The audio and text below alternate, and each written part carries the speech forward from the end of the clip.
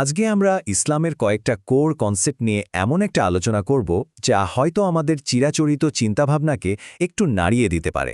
তো চলুন শুরু করা যাক। ভাবুন তো একবার, যদি এমন হয় যে প্রার্থনার আসল মানে শুধু কিছু নিয়মকানুন পালন করা নয়, আর সবচেয়ে বড় পাপগুলো হলো সেই সব কথা যা আমরা হয়তো প্রতিদিনই বলে ফেলি।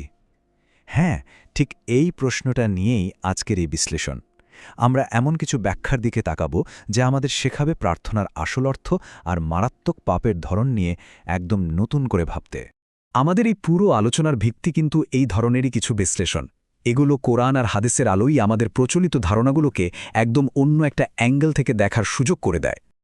আচ্ছা, তাহলে প্রথমেই আসা যাক সালাত শব্দটা নিয়ে। সালাত বলতে আমরা সাধারণত যা বুঝি, এই ব্যাখ্যাটা কিন্তু তার চেয়ে বেশ খানিকটা আলাদা। দেখুন, একদিকে আছে আমাদের প্রচলিত ধারণা, যেখানে সালাত মানে হল নির্দিষ্ট সময়ে করা কিছু আনুষ্ঠানিক প্রার্থনা। কিন্তু অন্যদিকে এই ভিন্ন ব্যাখ্যাটা বলছে যে সালাত আসলে একটা কমপ্লিট লাইফ সিস্টেম, মানে ঐশ্বরিক নির্দেশনা মেনে চলার একটা সার্বিক জীবন ব্যবস্থা। ব্যাপারটা আরও পরিষ্কার হবে যদি আমরা শব্দটার মূলে যাই। সালাত শব্দটা এসেছে সাল্লাল্লাহ থেকে, যার মানে হল ছায়ার মতো করে কোনো কিছুকে খুব কাছ থেকে ফলো করা। তো এই ব্যাখ্যা অনুযায়ী সালাত কায়েম করার মানেই হল আল্লাহর আদেশকে নিজের জীবনে ছায়ার মতো করে প্রতিষ্ঠা করা। এই যেমন ধরুন কোরআনের এই আয়াতটা, এখানে যখন বলা হচ্ছে শোনো এবং নীরব থাকো, এই ব্যাখ্যাটা বলছে এটা শুধু মুখ বন্ধ রাখার কথা নয়, এটা আসলে একটা অভ্যন্তরীণ নীরবতার কথা বলছে। মানে যখন আল্লাহর বাণী সামনে আসবে, তখন নিজের ভেতরের সব যুক্তিতর্ক, নিজের ইগো সব কিছুকে শান্ত করে খোলা মনে সেটা গ্রহণ করা। তাহলে ব্যাপারটা কি দাঁড়ালো? যখন কোরআন বলে সালাত অন্যায় কাজ থেকে বিরত রাখে, এর মানে দাঁড়ায় যে শুধুমাত্র আনুষ্ঠানিক প্রার্থনা নয়, বরং আল্লাহর আদেশগুলো যখন ছায়ার মতো অনুসরণ করা হয়, ঠিক সেই অভ্যাসটাই এমন একটা চরিত্র তৈরি করে যা মানুষকে খারাপ কাজ থেকে বাঁচায়। এটাই কিন্তু সালাতের আসল পাওয়া। এখন প্রশ্ন আসতে পারে, তাহলে আমরা যে রুকু সেজদা করি সেগুলোর কি হবে? এই ব্যাখ্যা অনুযায়ী এগুলো শুধু কিছু ফিজিক্যাল মুভমেন্ট না, বরং রুকু করাটা হচ্ছে বিনয়ের একটা প্রতীক, আর সেজদা সেটা হলো ঐশ্বরিক আদেশের প্রতি টোটাল সাবমিশন বা কামেল আত্মসমর্পণের প্রতীক। তো সালাতের এই ভিন্নধর্মী ব্যাখ্যাটা তো আমরা দেখলাম। চলুন এবার আলোচনার দ্বিতীয় অংশে যাই। দেখব পাপ নিয়ে আমাদের সাধারণ ধারণাকে ওই বিশ্লেষণটা কিভাবে চ্যালেঞ্জ করে। আচ্ছা, কবিরা গুনাহ বা বড় পাপের কথা ভাবলে আমাদের মাথায় কি আসে? সাধারণত মদ, জুয়া বা হারাম কিছু খাওয়াই তো।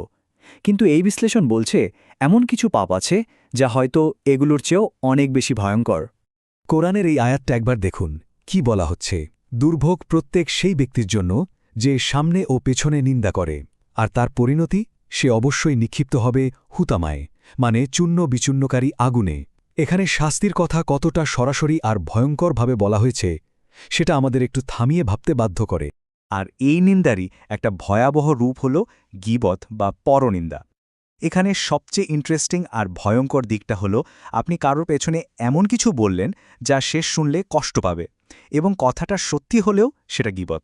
আর যদি কথাটা মিথ্যা হয় তাহলে তো সেটা অপবাদ, যা আরও মারাত্মক একটা অপরাধ। গীবত কতটা জঘন্য একটা কাজ তা বোঝানোর জন্য কোরআন যে উপমাটা ব্যবহার করেছে সেটা শুনলে গায়ে কাটা দেয়। বলা হচ্ছে এটা নিজের মৃত ভাইয়ের মাংস খাওয়ার মতো। এর চেয়ে শক্তিশালী উপমা আর কি হতে পারে বলুন? তো চলুন কথার মাধ্যমে যে পাপগুলো হয় আর তার পরিণতি কি হতে পারে সেটা নিয়ে আরেকটু গভীরে যাওয়া যাক।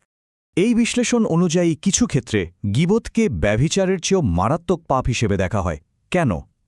কারণ ব্যভিচার বা জিনা হল প্রাথমিকভাবে আল্লাহর বিরুদ্ধে একটা পাপ। এর জন্য আল্লাহর কাছে তওবা করলে ক্ষমা পাওয়ার সুযোগ আছে। কিন্তু গীবত এটা একই সাথে আল্লাহর বিরুদ্ধে এবং ওই ব্যক্তির বিরুদ্ধে পাপ। তাই এখানে শুধু আল্লাহর কাছে ক্ষমা চাইলেই হবে না, যার হক নষ্ট করা হয়েছে তার কাছেও আগে ক্ষমা চাইতে হবে। আর এই বিষয়টা আজকের দিনে কিন্তু মারাত্মকভাবে প্রাসঙ্গিক। দেখুন, কুরআন স্পষ্টভাবে কাউকে উপহাস করতে, দোষ খুঁজে বেড়াতে বা খারাপ নামে ডাকতে নিষেধ করেছে। এই বিষয়টাকেই তো আমরা এখন বডি শেমিং বলি, তাই না? মানে কাউকে তার শারীরিক গঠন নিয়ে ব্যঙ্গ করা যে একটা গুরুতর পাপ, সেই ধারণাটা কিন্তু নতুন কিছু নয়। এই সংখ্যাটা দেখুন, ৮০। শুধু একটা সংখ্যা মনে হচ্ছে, তাই না? কিন্তু এর পেছনে লুকিয়ে আছে একটা অত্যন্ত কঠোর হুঁশিয়ারি। কোরআনের বিধান অনুযায়ী যদি কেউ কোনো সচ্চরিত্র ব্যক্তির ওপর ব্যভিচারের মতো গুরুতর মিথ্যা অভিযোগ আনে, আর 4 জন সাক্ষী হাজির করতে না পারে তাহলে অভিযোগকারীর শাস্তি হল 80 ঘা বেত্রাঘাত। ভেবে দেখুন, একটা মানুষের সম্মান আর সামাজিক সম্প্রীতিকে রক্ষা করার জন্য অপবাদের শাস্তিকে কতটা গুরুত্ব দেওয়া হয়েছে। তো সালাতের ব্যাখ্যা আর পাপের ধারণা নিয়ে এত আলোচনার পর আমরা ঠিক কোথায় এসে দাঁড়ালাম? মূল মেসেজটা কি? নবীর জীবনের একটা ঘটনা দিয়েই হয়তো পুরো বিষয়টা পরিষ্কার হয়ে যাবে। একজন মহিলা ছিলেন যিনি প্রচুর নামাজ পড়তেন, দান খয়রাত করতেন, কিন্তু তার একটা বড় সমস্যা ছিল। তিনি তার প্রতিবেশীদের মুখের কথায় খুব কষ্ট দিতেন। যখন নবীর কাছে তার ব্যাপারে জানতে চাওয়া হলো, তিনি বললেন সে জাহান্নামী। এই একটা ঘটনায় কিন্তু দেখিয়ে দেয় আসল ধর্ম পালনটা কোথায়। তার মানে মূল বিষয়টা হল ভেতরের চরিত্র, আত্মশুদ্ধি আর নৈতিক আচরণ। সালাতের ওই ভিন্নধর্মী ব্যাখ্যাই হোক বা পাপের এই বিশ্লেষণ, দুটোই কিন্তু একই দিকে ইঙ্গিত করছে। আর সেটা হলো সবকিছুর ঊর্ধ্বে হলো মানুষের চরিত্র, বিশেষ করে তার মুখের কথা এবং আচরণ। এই পুরো আলোচনাটা শেষে আমাদের নিজেদের জন্য একটা প্রশ্ন রেখে যায়।